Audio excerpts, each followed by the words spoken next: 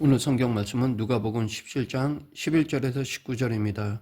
우리는 모두 믿음으로 말미암아 구원을 받습니다. 그러하기에 언제나 감사합니다. 이 은혜와 감사는 동전의 양면과 같습니다.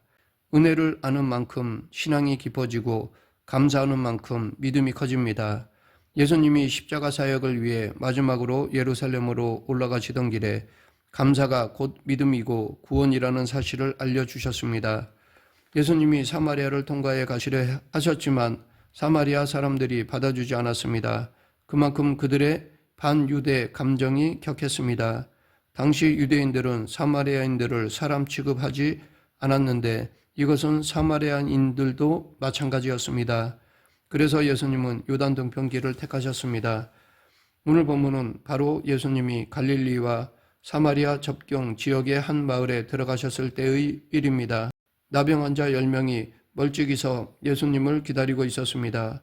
아마도 마을 입구에서 꽤 떨어진 거리였을 것입니다.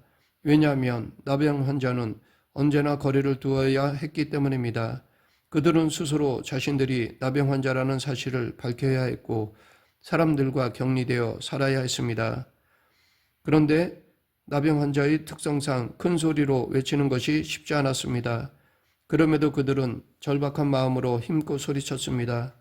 그들은 예수님을 선생님이라고 불렀는데 이것은 스승을 가리키는 말이 아니라 어떤 특별한 능력을 지닌 대상을 부를 때 쓰던 호칭입니다. 헬라어 원어로 에피스타테스인데 이 말은 주인, 우두머리, 통치자라는 뜻입니다.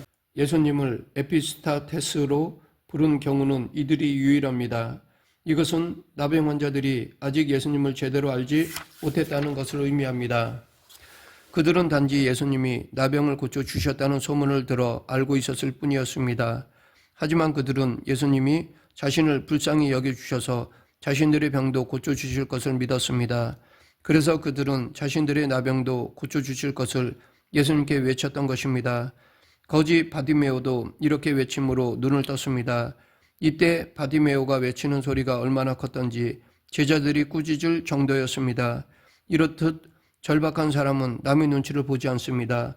반면에 절박하지 않은 기도는 점잖고 무게를 잡습니다. 바디메오는 이번이 마지막 기회일지도 모른다는 절박함이 있었습니다. 그렇기에 제자들이 꾸짖건 욕하건 그에게는 문제가 되지 않았습니다. 예수님을 만나기만 하면 되었습니다. 그래서 그는 더 큰 소리로 예수님을 부르며 소리 질렀습니다. 예수님은 그의 매너가 아니라 중심을 보셨습니다. 눈을 뜰 만한 믿음을 보셨습니다. 예수님을 에워싼 군중과 제자들이 바디메오가 가까이 접근하는 것을 막았지만 예수님은 가던 길을 멈추시고 바디메오를 데려오라고 하셨습니다. 내가 무엇을 하여 주기를 원하느냐? 이것은 예수님이 몰라서 물으신 것이 아닙니다. 그러면 왜 알면서도 이렇게 물으신 것일까요? 예수님은 그의 입술로 믿음을 고백하기를 원하셨기 때문입니다. 예수님은 모든 사람이 당신에게 간절히 고백하는 것을 듣기를 원하십니다. 이것이 우리가 기도하는 이유이고 기도하게 하시는 목적이기도 합니다. 예수님은 바디메오에게 내 믿음이 너를 구원하였느니라 라고 말씀하셨습니다. 내 능력이 너를 구원하였다가 아니라 내 믿음이 너를 구원하였다였습니다. 예수님의 능력으로 예수님의 은총으로 구원받은 것이 맞습니다. 그러나 내 믿음이 너를 구원했다라고 칭찬해 주실 정도로 예수님은 우리가 믿음의 손을 내밀어 구원받는 것을 기뻐하십니다. 오늘 본문에서 10명의 나병 환자들도 소리 높여 예수 선생이여 우리를 불쌍히 여기소서라고 외쳤습니다. 이처럼 예수님은 간절한 마음으로 당신에게 나아오는 자들은 누구나 불쌍히 여겨주십니다. 정작 우리가 가엾게 된 것은 우리를 불쌍히 여겨주시는 예수님께 나아가지 않기 때문입니다.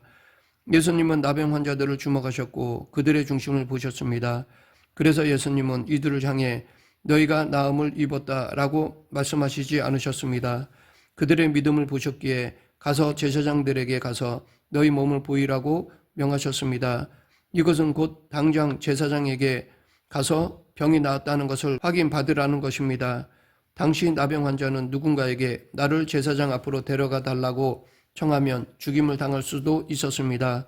왜냐하면 정결하지 않은 채로 제사장에게 나갈 수 없기 때문입니다. 그러하기에 믿음은 모험입니다. 믿음은 내 지식이나 감정이나 경험이 아닌 하나님의 말씀을 근거로 결정하는 것입니다. 예수님이 그들에게 제사장에게 가서 너희 몸을 보이라고 말씀하신 그 순간에는 나병이 낫지 않았을 것입니다. 그럼에도 그들은 말씀을 따라 제사장에게로 향하였습니다.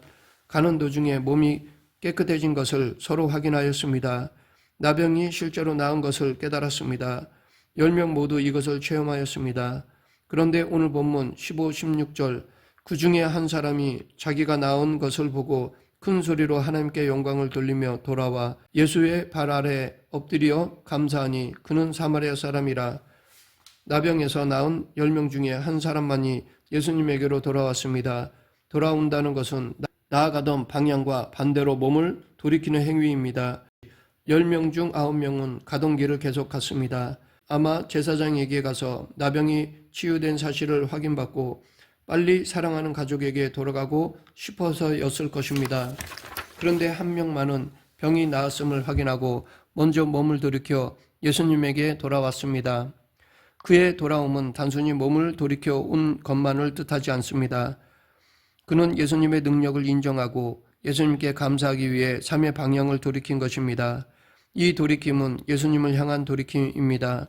세상의 기쁨보다 먼저 예수님에 대한 감사를 우선순위로 둔 돌이킴입니다. 10명의 나병 환자는 하나같이 치유와 회복을 간구했습니다. 이것은 그들 인생의 유일한 기도 제목이었을 것입니다. 그런데 예수님을 만남으로 불치병이 나았습니다. 병으로 인한 격리와 소외는 끝났습니다. 이제 다시 사랑하는 가족들에게 세상으로 돌아갈 수 있게 되었습니다. 정상생활로 복귀할 수 있었습니다. 그런데 같은 나병을 앓았던 한 명이 다른 태도를 보였습니다. 그는 큰 소리로 하나님께 영광을 돌렸습니다. 감격하여 전심으로 찬양하며 예수님께로 돌아와 예수님의 발 아래 엎드렸습니다. 이것은 왕이나 제단 앞에서 예를 갖추고 경배하는 모습입니다.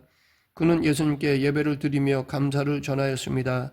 자기 병이 나은 것보다 예수님이 자신의 병을 낫게 하신 것에 더 감사했습니다. 병 나은 사실을 확인받은 것보다 예수님께 감사하는 것을 더 중요하게 여긴 사람은 이방인 취급받던 사마리아인 한 명뿐이었습니다.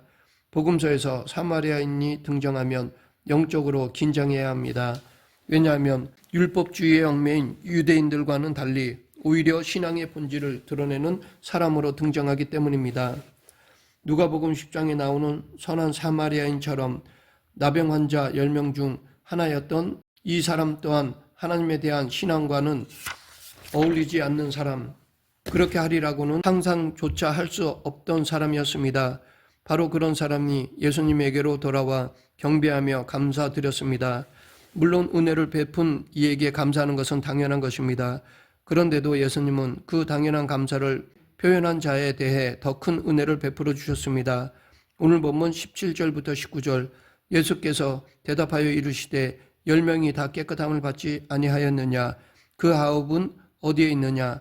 이 이방인 외에는 하나님께 영광을 돌리러 돌아온 자가 없느냐 하시고 그에게 이르시되 일어나 가라 내 믿음이 너를 구원하였느니라 하시더라. 물론 예수님께 돌아오지 않은 9명의 유대인 나병 환자들도 나름대로 생각하는 것이 있었을 것입니다.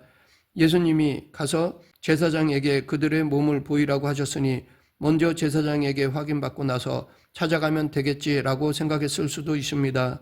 혹은 나중에 예수님을 다시 만나면 그때 감사의 표시를 하면 되겠지라고 생각했을 수도 있습니다. 그러나 감사는 때가 있습니다. 감사는 즉시해야 합니다. 미루지 말아야 합니다. 감사는 우리가 받은 선물의 가치를 확인하는 방법입니다. 즉, 그 가치를 잘 아는 사람일수록 감사가 빠릅니다. 예수님 당시 나병의 치유는 하나님의 나라가 임했다는 가장 명백한 증거의 하나였고 감사는 당연히 그 증거를 찬송하는 것입니다. 하나님의 나라가 하나님이 익숙한 유대인들 마을이 아니라 하나님과 무관하다고 여긴 사마리아인의 마을에 임했다는 사실에 놀랐습니다. 9명의 유대인은 자신에게 일어난 일에 집중하느라 예수님을 잊고 감사를 잊었지만 한 명의 사마리아인은 자기를 고쳐주신 예수님을 기억했습니다. 이처럼 감사는 하나님이 하신 일을 기억하는 것에서 출발합니다. 모든 감사의 근원은 하나님이십니다. 그래서 사도 바울은 범사에 감사하라 이것이 그리스도 예수 안에서 너희를 향한 하나님의 뜻이니라 라고 하였습니다. 범사에 하나님을 인정하는 신앙인이라면 범사에 감사하는 것이 마땅합니다. 어떤 일이건 그 일을 행하시는 하나님, 그 일을 성취하시는 하나님을 기억한다면 우리는 언제나 감사할 수 있습니다. 우리의 신앙생활은 감사하는 일이고 감사를 잊지 않는 것입니다. 예수님은 돌아온 한 명의 사마리아인을 통해 감사가 곧 믿음이고 그 감사가 구원이라는 사실을 가르쳐 주셨습니다. 감사함으로 하나님께 영광을 돌리는 믿음, 이 믿음이 구원을 받을 만한 믿음입니다. 말씀을 맺겠습니다. 우리는 모두 많이 탕감받은 사마리아인들입니다. 그러나 우리 가운데 어떤 이들은 자신이 적게 탕감받은 유대인인 줄로 착각합니다. 늘 자신보다 더 많이 받은 사람을 살피면서 두리번거립니다. 상대적으로 적게 받았다고 생각하기에 항상 불만입니다. 이것은 감사를 잃었기 때문입니다. 감사의 깊이가 믿음의 깊이이고 감사의 깊이가 사랑의 깊이입니다. 우리 모두 늘 하나님께 감사하는 성도가 되길 축원합니다. 기도하겠습니다. 사랑과 은혜가 풍성하신 하나님 아버지, 하나님이 베풀어 주신 은혜를 헤아리며 늘 감사하는 성도가 되게 하여 주시옵소서. 예수님 이름으로 기도드립니다. 아멘.